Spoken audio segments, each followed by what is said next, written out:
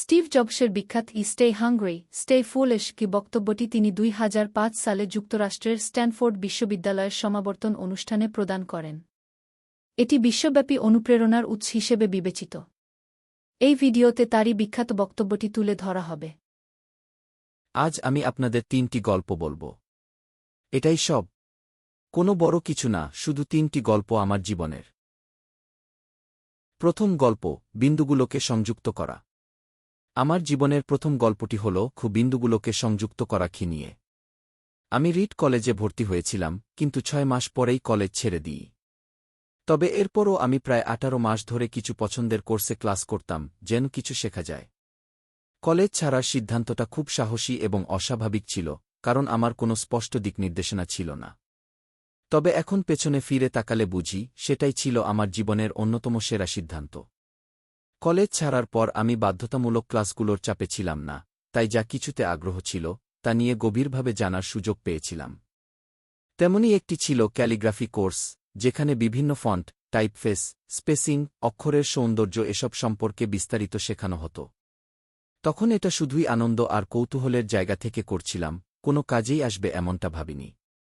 কিন্তু ১০ বছর পর, যখন আমরা প্রথম ম্যাকিনটোশ কম্পিউটার তৈরি করি, তখন ওই ক্যালিগ্রাফি শেখার অভিজ্ঞতাগুলো কাজে লাগিয়ে আমরা এমন টাইপোগ্রাফি ডিজাইন করতে পেরেছিলাম, যা তখন কোনো কম্পিউটারেই ছিল না। বিভিন্ন ফন্ট, নিখুঁত স্পেসিং, চমৎকার নকশা। তখন আমি বুঝেছিলাম, জীবনের অনেক সময় আপনি যা করছেন, তার তাৎক্ষণিক ফল বুঝতে পারবেন না। আপনি ভবিষ্যতের দিকে তাকিয়ে কখনোই সবকিছু যুক্ত করে বুঝতে পারবেন না। কেবল পেছনে তাকিয়ে দেখলেই বোঝা যায়, কিভাবে প্রতিটি ঘটনা, প্রতিটি সিদ্ধান্ত একে অপরের সঙ্গে যুক্ত হয়ে আপনাকে আজকের অবস্থানে নিয়ে এসেছে।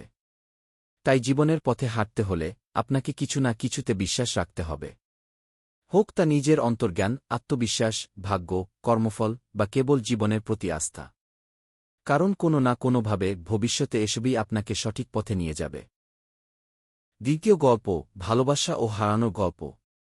আমি অ্যাপল প্রতিষ্ঠা করেছিলাম ২০ বছর বয়সে। ৩০ বছর বয়সে আমাকে আমার নিজের কোম্পানি থেকে বরখাস্ত করা হয়। ভয়ানক ছিল, কিন্তু সেটা ছিল আশীর্বাদ।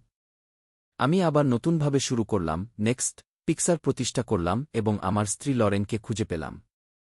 আপনি যদি নিজের কাজকে ভালোবাসেন, তাহলে ব্যর্থতার মধ্যেও আপনি পথ খুঁজে পাবেন। তৃতীয় গল্প, মৃত্যু। আমি যখন ১৭ বছর বয়সে ছিলাম, তখন একটি উক্তি পড়েছিলাম যা ছিল এরকম: আপনি যদি প্রতিদিনকে আপনার জীবনের শেষ দিন হিসেবে কল্পনা করেন, তাহলে একদিন আপনি নিশ্চিতভাবেই এমন কিছু করবেন যা সত্যিই গুরুত্বপূর্ণ। এই কথাটি আমার মনে গভীর দাগ কেটেছিল।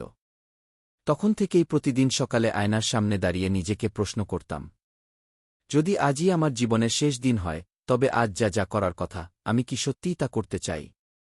যদি অনেক দিন ধরে বারবার এর উত্তর না গিয়ে আসত, তাহলে বুঝতাম জীবনে কিছু একটা বদলানো দরকার। মৃত্যু সম্পর্কে এই উপলব্ধি আমাকে জীবনের গুরুত্বপূর্ণ সিদ্ধান্তগুলো নিতে অনেক সাহস দিয়েছে। কারণ মৃত্যুর মুখোমুখি হওয়ার চিন্তা আমাদের অহংকার, ভয়, ব্যর্থতার চিন্তা, সব কিছুকে মুছে দেয়।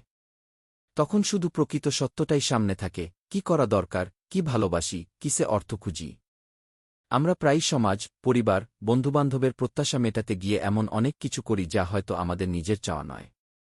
কিন্তু মৃত্যু সবকিছুর সীমা নির্ধারণ করে দেয়।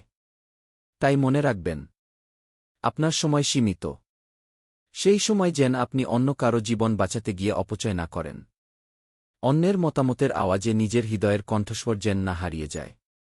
সবচেয়ে গুরুত্বপূর্ণ হল, আপনার হৃদয় ও অন্তর্জ্ঞান যা বলে, তা অনুসরণ করা। কারণ সেগুলিই কোনো না কোনোভাবে জানে আপনি সত্যিই কে হতে চান। শেষ কথা, স্টে হাংরি, স্টে ফুলিশ। আমি সবসময় এ কথাটি মনে রাখি, স্টে হাংরি, স্টে ফুলিশ। আপনারা যেন কখনো আগ্রহ হারিয়ে না ফেলেন, যেন নতুন কিছু শেখার তৃষ্ণা সবসময় থাকে, সেটাই আমার কামনা।